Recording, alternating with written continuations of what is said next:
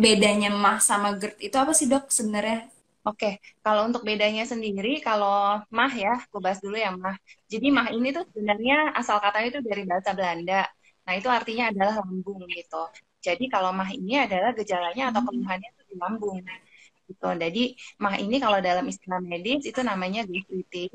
Jadi gastritis ini adalah adanya peradangan di area lambung hitam, di mana beberapa gejala yang mungkin dapat terjadi pada gastritis. Jadi gastritis ini ada dua, jadi yang akut sama kronis. Kalau akut biasanya ada gejala seperti contohnya adanya rasa nyeri ulang hati, kemudian dapat disertai dengan mual, kemudian muntah, lalu bisa rasa penuh atau begah gitu di daerah perut bagian atas, dan juga kadang ada disertai dengan penurunan nafsu makan gitu.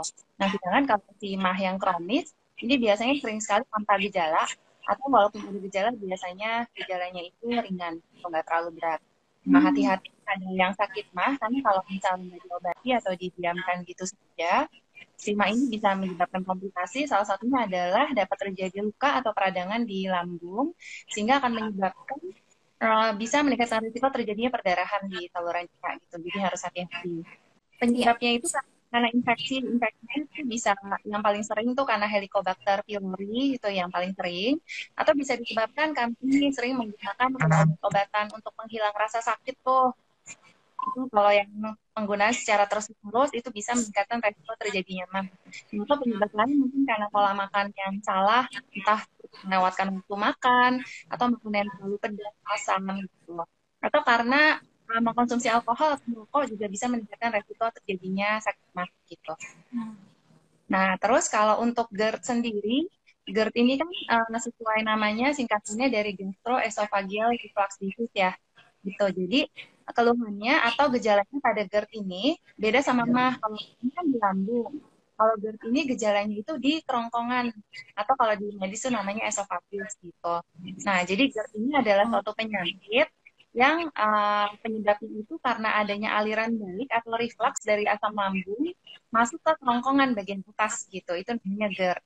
Nah, si GERD ini gejalanya khas banget. Biasanya tuh ada kayak heartburn, jadi adanya sensasi terbakar di daerah dada gitu. Terus biasanya adanya rasa asam di kerongkongan di bagian belakang mulut, lalu adanya mulut pahit, lalu bisa seperti sendawa gitu, atau misalnya dia mengiritasi dari si kerongkongan, bisa disertai dengan gangguan atau nyeri menelan gitu.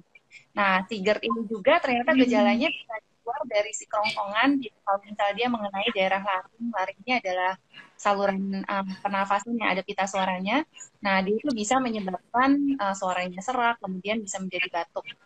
Nah, komplikasi dari GERD, hampir sama kayak MAM, dia bisa juga kalau misalnya mengiritasi terus-menerus dari kerongkongan, bisa menyebabkan peradangan tuh di kerongkongannya, sehingga peradangan yang terus-menerus jadi luka kerongkongannya lama-lama bisa berdarah. Tuh. Atau kita sebut biasanya nama penyakitnya tuh endokarditis. Ya, jadi harus hati-hati. Nah, untuk penyebabnya sendiri, kurang lebih kalau GERD ini kan karena aliran balik asam lambung ke atas, Mbak. Gitu. Jadi, aliran balik berarti penyebabnya ini karena si fungsi katup, jadi antara si kerongkongan sama si lambung itu ada dipisahkan sama katup.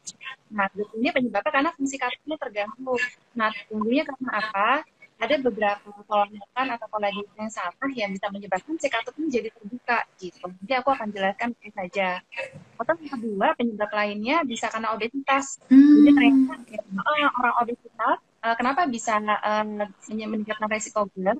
Karena obesitas yang pertama karena lemak banyak di daerah perut sehingga tekanan di daerah perutnya itu meningkat. Jika tekanan meningkat, sehingga akan menyebabkan si katupnya itu jadi mudah terbuka gitu. Jadi pada obesitas itu terdapat gangguan dari fungsi katup di kerongkongan bawahnya gitu. Nah, penyebab lain bisa karena merokok dan juga alkohol gitu. Nah, itu sih bedanya antara MAS sama GERD ya, Mbak Mari. Oke, tapi gejala-gejalanya tuh sebenarnya mirip nggak sih dok yang apa yang dirasakan gitu? Nah, gejalanya tuh jadi bisa overlap, Mbak. Jadi bisa gejalanya tuh timbul berbarengan gitu loh. Jadi kalau kadang orang ya sering ngomongnya, aduh, aku sakit mah nih, sakit mah. Bisa aja dia itu GERD juga gitu. Jadi memang bisa overlap gejalanya, bisa dua-duanya terjadi dalam waktu yang bersamaan gitu. Tapi yang khas sih pada Oh, GERD, biasanya itu Mbak, ada heartburn, jadi kayak sensasi yang terbakar, atau kadang suka orang jadi rasanya sesek gitu ya. Kayak orang mikirnya, jantung nggak ya gitu. Kadang nyeri di daerah dadanya itu karena asam lambungnya naik ke atas. Nah, itu namanya bukan MAH, jadi itu namanya GERD, gastroesophageal reflux disease. Tapi kalau misalnya keluhannya di perut nih, misalnya nyeri ulu hatinya, terus kita nggak enak, rasanya mual, terus rasanya begah di perut. Nah, itu biasanya namanya MAH atau gastritis gitu bedanya. Nah, soal kopi. Sebenarnya banyak yang mengatakan gitu ya dok, kalau si kopi ini bisa menyebabkan mah. Sebenarnya kaitannya kopi dengan si mah ini tuh apa sih dok? Oke, jadi sebenarnya kalau kopi yang aku baca ya, dia kan mengandung kafein ya, kopi yang berkafein. Dia sebenarnya nggak terlalu mengiritasi asam, maksudnya nggak membuat si asam lambung menjadi meningkat sebenarnya kalau kita konsumsi. Karena saya pun kadang sering ngopi kosong perut gitu ya pagi-pagi. Jadi nggak membuat asam lambung meningkat. Nah, tetapi si kafein ini ternyata si kopi di kafein dia bisa meningkatkan resiko terjadi GERD. Nah, gimana caranya? Jadi caranya gini, si kafein itu ternyata dia membuat si katup yang tadi kejiwang tuh aku cerita yang memisahkan antara kerongkongan dan lambung itu menjadi kendur, jadi menjadi tonusnya atau kekuatannya itu jadi lemah karena jadi membuat si katupnya kendor, ini akan membuat si katupnya mudah terbuka. Nah, orang-orang yang memang sudah mempunyai sakit mah, kalau misalnya minum kopi, hati-hati karena kalau misalnya terlalu berlebihan, ketika asam lambungnya naik, kemudian katupnya terbuka, itulah yang beresiko asam lambung naik ke atas sehingga gejala dari GERD-nya tambah parah gitu. Nah, sebenarnya baiknya kalau misalnya memang mau, bagi yang memiliki GERD boleh minum kopi, tapi mungkin bisa dipilih kopi kadar kafeinnya rendah atau kopi yang nggak mengandung kafein tuh. Itu katanya lebih dapat ditoleransi dan memperbaiki gejala dari GERD daripada kopi yang mengandung kafein. Gitu. Biar nggak ada yang bingung, aku bahas aja ya Mbak. Maksudnya makanan-makanan kayak gimana sih yang menyebabkan GERD dan Iya, makanan apa boleh. yang boleh gitu ya. Boleh, boleh. Boleh. Pertanyaan. Nah, jadi sebenarnya aku akan bahas, jadi GERD itu salah satunya penyebabnya karena pola dietnya salah. Nah, pola diet yang pertama ada berbagai macam nih. Yang pertama adalah kita lihat dari komposisi zat gizinya. Jadi, yang pertama sumber dari zat gizi kita terutama yang makro, yang utama itu ada tiga. Yang pertama karbohidrat, yang kedua lemak, yang ketiga protein. Nah, yang pertama aku bahas karbohidrat. Jadi karbohidrat itu kan ada dua macam yang dibedakan berdasarkan si banyak molekul dan struktur kimianya tuh. Ada dua nih, yang sederhana sama yang kompleks. Nah, bedanya apa? Kalau karbohidrat sederhana, contohnya adalah gula-gula dan tepung-tepungan gitu. Nah, dikatakan pada GERD, konsumsi terlalu banyak gula-gula dan tepung-tepungan, contohnya makanan dan minuman yang manis, dan juga mungkin konsumsi seperti tepung-tepungan yang ada di kue. Nah, itu akan membuat tekanan di lambung akan meningkat. Ketika tekanan meningkat, katup yang ada perbatasan antara kerongkongan dan lambung akan terbuka.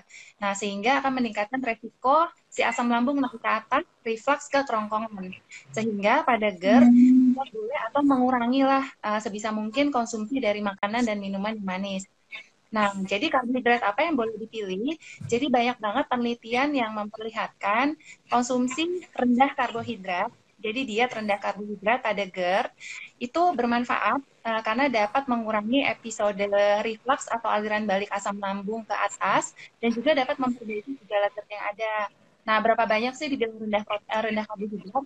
Jadi ada beberapa penelitian yang berbeda-beda. Yang pertama yang aku baca, rendah karbohidrat ada yang hanya mengkonsumsi sekitar 80 gram karbohidrat per hari dibandingkan dengan yang mengkonsumsi 174 gram karbo. Nah, 80 gram itu gimana contohnya ya? 80 gram karbo itu kita mengkonsumsi dalam satu hari kurang lebih satu porsi nasi 100 gram, kurang lebih sekitar 8 sendok makan per hari, kemudian ditambah dengan 2 porsi buah-buahan, 3 porsi sayur-sayuran atau 300 gram. Itu kurang lebih karbohidrat 80 gram. Nah, ada lagi yang bilang diet sangat rendah karbo, jadi karbohidratnya itu kurang lebih sekitar 20 gram. Ini sangat bermanfaat karena dapat mengurangi paparan keasaman lambung yang lebih banyak di kerongkongan, sehingga akan menuruni paparan asam di kerongkongan. Nah, 20 gram itu rendah, Mbak. Jadi 20 gram itu contohnya kita makan kayak 4 sendok makan nasi per hari, dikit banget ya. Kayaknya itu nggak sanggup. Nah, berikutnya ya, dikit banget ya. Atau yang berikutnya adalah diet dengan pemilihan indeks glikemik yang rendah. Indeks glikemik ini maksudnya berapa sih kecepatan karbohidrat yang kita makan di dalam makanan hingga dapat meningkatkan kadar gula darah. Nah, dikatakan makanan yang mengandung indeks glikemik yang rendah itu dapat membantu memperbaiki gejala GERD. Nah, contoh makanannya apa? Contohnya adalah seperti nasi merah, nasi coklat, nasi merah. Kemudian boleh memakan kentang, tetapi beserta dengan kulitnya karena tinggi akan serat. Kemudian seperti oatmeal, havermut, itu juga boleh dikonsumsi pada GERD. Nah, kemudian untuk serat nih, serat ini kan ada hubungannya dengan karbohidrat. Jadi ternyata konsumsi serat yang baik, yang tinggi, sangat bermanfaat karena dapat menurunkan resiko dari GERD. Nah, bagi yang sudah menderita GERD, konsumsi serat juga baik banget, Mbak. Kenapa? Karena dapat mengurangi episode dari reflux atau aliran balik asam lambung ke kerongkongan, sama dapat memperbaiki gejala. Nah, katanya penderita GERD kalau banyak konsumsi serat, dia dapat mengurangi adanya gejala kayak heartburn atau sensasi terbakar di dada yang lebih berkurang. Nah, bisa didapat dari sayur-sayuran sama buah-buahan, Mbak Karin. Gitu. Jadi konsumsi sayur dan buah yang banyak itu baik banget pada GERD karena dapat memperbaiki. Nah, gimana caranya? Jadi serat ini ternyata dapat memperbaiki fungsi katup yang tadi aku bilang, yang perbatasan antara kerongkongan dan lambung, sehingga katupnya mudah dibuka, tidak tertutup, sehingga asam lambung tidak mudah naik ke atas. Gitu. Sama yang kedua, ternyata konsumsi serat dapat memperbaiki, menurunkan keasaman lambung. Jadi asam lambungnya bisa berkurang. Nah, tetapi hati-hati pada yang menderita GERD atau sakit mah, pilih buahnya jangan buah yang terlalu asam gitu. Jadi mungkin pilihan buahnya seperti apel boleh, terus melon, lalu seperti buah pir, pepaya, pisang yang rasanya tidak asam itu boleh gitu. Makanya kan ada detox tapi khusus untuk GERD gitu. Mungkin pilihan buahnya lebih dipilih ya. Jadi jangan yang terlalu asam gitu. Jadi nggak mengerangsang asam lambungnya untuk meningkat. Oke, itu serat. Yang berikutnya adalah lemak. Nah, hati-hati penderita GERD itu nggak boleh makan gorengan terlalu banyak. Nah, kenapa? Karena konsumsi makanan yang tinggi akan lemak, ternyata ini juga sama berhubungan sama si katup. Ternyata ketika kita memakan lemak, makanan seperti goreng, lalu bersantan, nah si katupnya ternyata setelah itu tidak menutup sempurna, Mbak. Gitu. Jadi katupnya sedikit terbuka, sehingga bagi mereka yang sudah ada asam lambung banyak, ketika kita memakan makanan yang berlemak, asam lambungnya bisa naik ke atas. Jadi akan memperberat gejala GERD yang ada. Itu dari lemak. Kemudian yang berikutnya dari protein. Nah, protein kan ada banyak macam nih, Mbak. Penderita GERD, pilih protein yang rendah lemak. Nah, yang rendah lemak tuh apa saja? Contohnya seperti kita bisa memilih ayam. Tapi jangan dimakan kulitnya. Kenapa? Karena kulit ayam itu tinggi akan lemak. Nah, atau kita bisa konsumsi ikan. Ya, ikan baik sekali karena tinggi omega 3. Atau dapat memilih telur. Tapi sayang sekali kuning telur itu lemaknya tinggi ya, Mbak. Jadi untuk penderita GERD mungkin harus hati-hati dalam mengkonsumsi kuning telur. Karena ketika setelah konsumsi takutnya tinggi lemak, malah si katupnya terbuka gitu. Jadi disarankan lebih ke putih telur. Lalu yang berikutnya adalah daging sapi, tetapi pilih yang tanpa lemak. Lalu pilihan lain seperti nabati, seperti tahu dan tempe atau kacang-kacangan. Nah, ini juga bagus karena tinggi akan serat. Jadi pengolahannya sebisa mungkin kurangin deh yang digoreng-goreng. Gitu ya. Ada makanan-makanan dan minuman tertentu yang pantang dan tidak boleh dikonsumsi pada GERD. Apa saja makanannya? Yang pertama adalah makanan yang mengiritasi kerongkongan dan lambung. Contohnya adalah makanan dan minuman yang asam, kemudian makanan yang pedas. Ini nggak boleh sama sekali. Atau misalnya pun emang mau, boleh tapi dikonsumsinya harus sesudah makan, gitu. Jangan kosong perut. Nah, karena makanan yang mengiritasi seperti ini, khawatirnya akan membuat lapisan kerongkongan dan lambung menjadi terbuka, timbul peradangan, kemudian asam lambung akan meningkat, sehingga akan memperberat gejala dan mah yang ada. Kemudian yang kedua, yang nggak boleh adalah minuman bersoda. Kenapa? Karena selain membuat kembung, udah sakit mah, kan keluhannya biasa suka kembung, ditambah lagi minum soda, tambah kembung. Kemudian minuman bersoda bikin si tekanan di lambung meningkat. Ketika tekanan meningkat, katupnya terbuka, dan ketika terbuka asam lambung akan naik ke atas gitu. Jadi nggak boleh.